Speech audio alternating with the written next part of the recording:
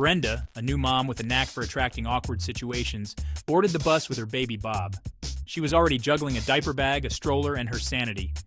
Now, Bob wasn't your typical Gerber baby. He had a personality as big as his hair. He had a full head of unruly hair that defied gravity and fashion sense. It was the kind of hair that made people do double takes and wonder if it was real. As Brenda paid the fare, the bus driver, a man who clearly missed his calling as a stand-up comedian, or maybe not, took one look at Bob and chuckled. His eyes twinkled with mischief. Well, now that's a face only a mother could love, ain't it? He said it loud enough for the whole bus to hear. Brenda's jaw dropped. She couldn't believe the audacity of the driver. Her cheeks turned the same shade as a fire truck responding to a 5-alarm chili cook-off. She felt the eyes of the other passengers on her. She sputtered, searching for a witty retort, but the driver had already turned his attention back to the road. The moment for a comeback had passed. With a huff, Brenda marched down the aisle, clutching Bob like a football fumbled in the last seconds of the Super Bowl.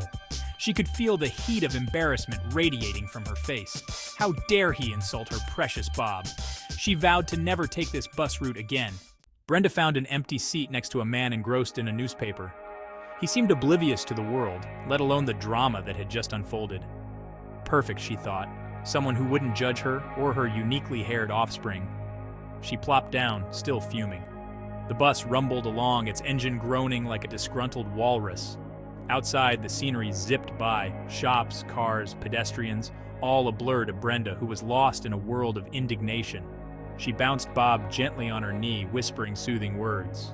Don't you worry, sweetie. Mummy loves your distinctive look. But her heart wasn't in it. The bus driver's words stung. As if sensing her distress, the man next to Brenda lowered his newspaper. He had a kind face, framed by a pair of bushy eyebrows that could give Bob's hair a run for its money. Rough day? Brenda, desperate to vent, poured out her heart to this stranger. The bus driver, he insulted Bob's hair. The man listened patiently, nodding sympathetically. When she was finished, he patted her arm with a grandfatherly air. Don't you let that old kook get to you. People can be so insensitive. Brenda felt a wave of relief wash over her. Finally, someone who understood. But then the man leaned closer, squinting at Bob with an amused twinkle in his eye. Although, he whispered conspiratorially, he's not wrong. Your little guy's hair does look like a squirrel fell asleep on his head after a bender. It's like a wild party happened on his scalp and no one bothered to clean up. Brenda's jaw dropped. Again. She couldn't believe what she was hearing. She stared at him, speechless. Her mind raced to find a response, but words failed her. Had this stranger just agreed with the bus driver? Was this some kind of bizarre joke? And what kind of analogy was that? Comparing her son's hair to a hungover squirrel? Was he suggesting Bob's hair resembled a hungover rodent? The thought was both amusing and slightly offensive. The man, oblivious to Brenda's internal meltdown, chuckled at his own joke. He seemed to find the whole situation incredibly entertaining. Don't worry, dearie, he said, patting her hand again. It's just a phase. Kids go through all sorts of funny stages. They all go through it. Trust me, I've seen it all. Why, my grandson went through a stage where he looked like he stuck his finger in a light socket. His hair was all over the place and we couldn't do anything about it. But eventually it settled down. Just give it some time. Brenda, torn between outrage and amusement, couldn't help but crack a smile. This man, with his well-meaning but wildly inappropriate comments, was oddly comforting. A light socket, she managed, her voice trembling with suppressed laughter. Oh, you betcha, the man said, warming to his theme. He had hair sticking up every which way. We called him Sparky for months. He launched into a hilarious tale about his grandson's Sparky phase, complete with sound effects and dramatic reenactments. Brenda, caught up in his infectious laughter, found herself laughing along, the bus driver's insult fading into the background.